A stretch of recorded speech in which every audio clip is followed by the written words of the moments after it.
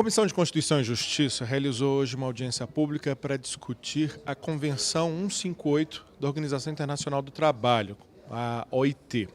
Por quê? Porque quando o Brasil se torna signatário de um tratado internacional, isso só passa a valer efetivamente quando o Congresso tem a palavra final definitiva, ratifica. Essa convenção trata da demissão imotivada, ou seja, da demissão sem justa causa, sem um motivo que seja importante, né, e cobra as justificativas para uma determinada demissão. Dos 200 países aproximadamente que pertencem à Organização Internacional do Trabalho, cerca de 30 assinaram e tem vigente essa regra que proíbe ou dificulta muito as demissões sem uma justa causa. Alguns países da África, mas alguns países importantes, como França, Espanha, Portugal, Austrália.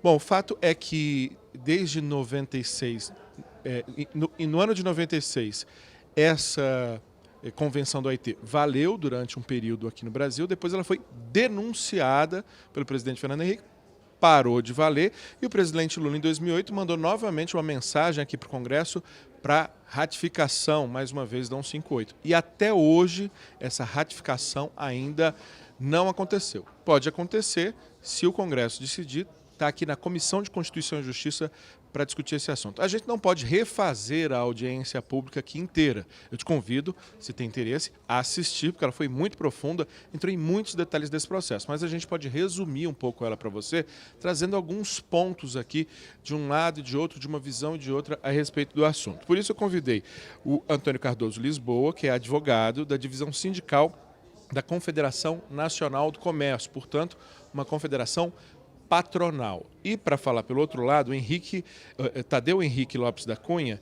que é do Ministério Público do Trabalho, né, ele é da Procuradoria-Geral do Trabalho, ele coordena a área de combate às fraudes nas relações do trabalho. Eu vou começar aqui pelo Antônio Cardoso perguntando por que a Convenção 158 não deve ser ratificada na visão dos empregadores, especialmente da Confederação Nacional do Comércio. Nós não recomendamos a aprovação a ratificação da convenção, justamente por entendermos que a convenção, a sua ratificação, implicaria em inibir os investimentos e inibiria, consequentemente, a geração de emprego. Quer dizer, na medida que nós estaríamos tentando gerar, não permitir o desemprego, conservando o emprego, mas nós também teríamos a contrapartida que seria justamente a inibição da geração de emprego tão necessária para o desenvolvimento do nosso país. Você falou aqui de um aumento da informalidade. Também, sem dúvida, porque na medida em que você desestimula o emprego pelo fato do receio da estabilidade, porque muitos trabalhadores, muitos empregadores têm uma necessidade momentânea de ter um aumento, uma possível contratação de trabalhadores, mas ao mesmo tempo, como ele tem receio de não poder demitir depois, isso poderá gerar um estímulo à informalidade. Tadeu, por que pelo outro lado, a Convenção 158 deve ser, sim, ratificada pelo Congresso? Bom, a Convenção 158 da OIT já foi ratificada pelo Brasil e ela atende a um dispositivo constitucional, ela regulamentaria esse dispositivo constitucional, o artigo 7º, inciso 1º, que trata da proteção contra a despedida arbitrária ou sem justa causa. Ela já foi ratificada pelo Brasil em 96 e poucos meses depois ela acabou sendo denunciada, exatamente em contrariedade ao que ela própria dispõe, ao que o ordenamento jurídico internacional dispõe das convenções da OIT. Quando um país ratifica uma convenção, ele tem um prazo para poder fazer essa denúncia e o Brasil não respeitou esse prazo. Inclusive, essa denúncia está sendo questionada no Supremo Tribunal Federal, a ADI 1625, que ainda não foi completamente julgada, tem 4 votos pela inconstitucionalidade da denúncia e, portanto, pela validade da convenção e 2 votos pela constitucionalidade da denúncia e pela invalidade da convenção.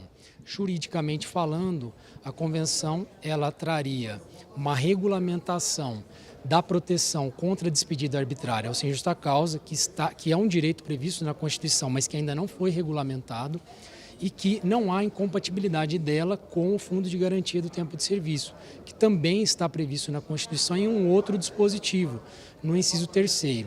Então, são situações complementares e que não há uma excludente, não são excludentes do ponto de vista jurídico e, portanto, juridicamente, perfeitamente cabível essa acumulação de benefícios aos trabalhadores, lembrando que o artigo 7º, no seu caput, trata da melhoria da condição social e, portanto, é um dispositivo que apregoa a melhoria progressiva das condições de trabalho, né? Então, traria aí uma norma de caráter aberto para que novos direitos possam ser incorporados pelo nosso ordenamento. Perfeito. Antes da gente seguir com mais uma pergunta para cada lado, só um pequeno glossário aqui. O termo denunciar uma convenção ou tratado é usado no jargão, né, da diplomacia para dizer que você está deixando aquele tratado, você não confundir aí com denúncia. E mais importante aqui, deixando mais claro o que o Tadeu falou, o artigo 7º, que é aquele que trata elenca os nossos direitos de trabalhador, o artigo 1º que fala que não pode ter demissão arbitrária e fala que uma lei vai regulamentar esse direito, mas essa lei nunca foi feita, essa lei complementar nunca foi feita, e está lá só o dispositivo no ato das disposições transitórias, que deveriam valer apenas por um período. Eu vou voltar aqui para o Antônio Carlos Lisboa, da Confederação Nacional do Comércio.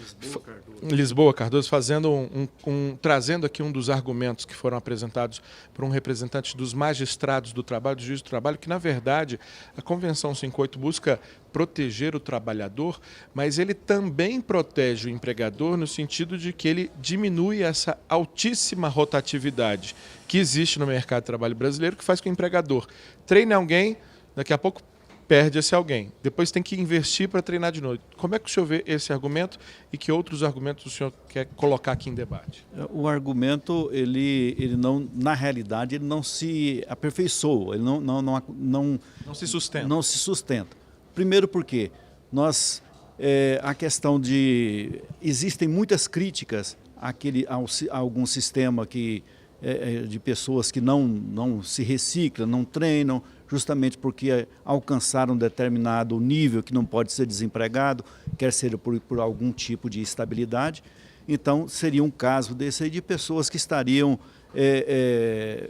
sem se aperfeiçoar, sem acompanhar o desenvolvimento tecnológico necessário e que estariam sendo mantido o empregado à força, quer dizer, à força da lei. E, na verdade, essa questão toda não se sustenta na prática porque você, na verdade, você estaria inibindo, inclusive, gerar novos postos de trabalho. E o empregador, ele não demite ou contrata, não é a seu bel prazer. Ninguém tem prazer em demitir um empregado que está produzindo, que está trabalhando perfeitamente.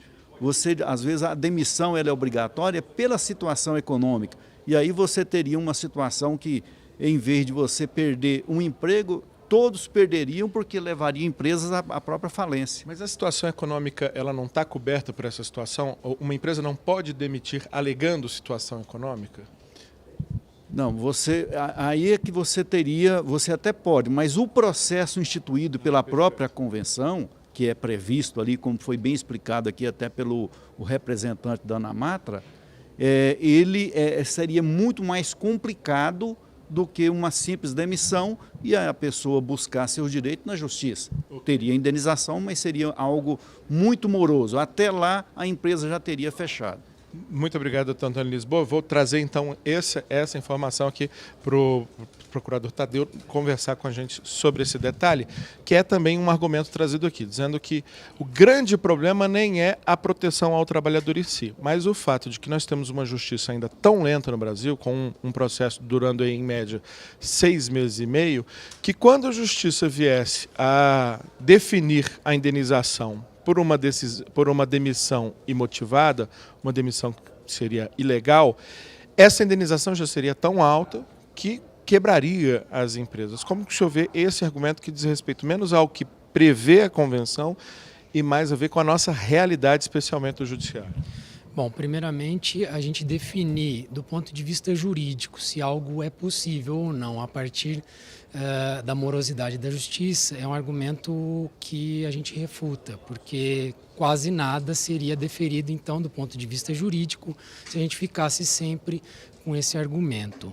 O que ocorre é que a justiça e o direito processual ele tem instrumentos de tutela, por exemplo, de urgência, que trazem a decisão para um período mais imediato, vamos dizer assim. E, portanto, você não teria tanto esse período de tão longo prazo entre um ato de dispensa, por exemplo, que fosse questionado e a decisão judicial. O juiz, a partir de elementos que o trabalhador trouxesse no processo, obviamente, no caso, o trabalhador é que iria questionar essa dispensa. A partir desses elementos, o juiz poderia aferir se ele tem razão, ou se muito provavelmente ele tem razão ou não. Nós vemos na prática que a maioria das decisões que são dadas em caráter liminar acabam sendo confirmadas pelo próprio juiz. Isso acontece hoje, por exemplo, em situações que envolvem garantia de emprego, por exemplo, de dirigente sindical, de pessoa que é representante de trabalhador na CIPA, de pessoa que tem licença maternidade. Essas pessoas normalmente, quando ajuizam processos, eles ajuizam com pedidos de tutela de urgência. E o juiz pode, nesse mecanismo, dar a tutela naquele momento, ou seja, o processo não iria até um longo prazo para que depois você soubesse qual é o posicionamento do juiz. Uma crítica que se ouve com frequência em relação à Justiça do Trabalho e ao Ministério Público do Trabalho é que ela seria excessivamente pró-trabalhador. O próprio presidente Bolsonaro chegou a verbalizar isso algumas vezes. Você acredita que a empresa levando os instrumentos da justiça de que, de fato, aquela demissão não foi motivada, foi por uma questão relativa ao desempenho financeiro, à saúde financeira da empresa, o judiciário daria razão ao empregador, que é o grande temor que se tem?